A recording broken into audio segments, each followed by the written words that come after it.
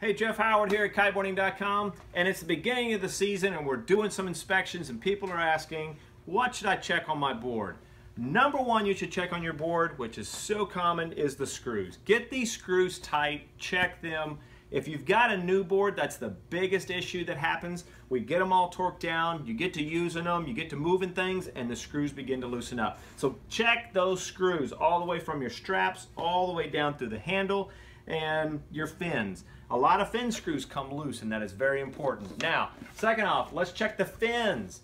You can see these are easy to replace, and they do make a difference in the ride quality. If you got some chips or splits or something like that, get you a new set of fins. Doing that small maintenance on that board is very important. Another thing you want to check, a lot of people don't realize, is any splits or cracks or something around the rails of the board.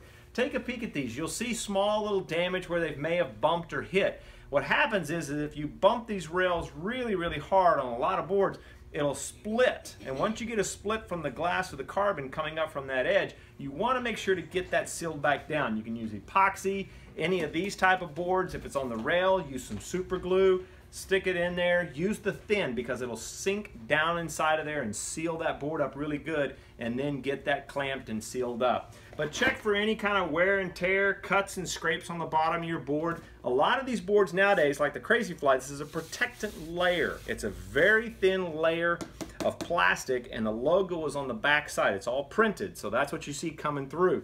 These edges, what happens is this plastic gets peeled up by an oyster or something. Take a small razor blade, scrape this, get it smooth so that water flows smoothly across that board. Now you want to know the biggest thing to keep this thing taken care of?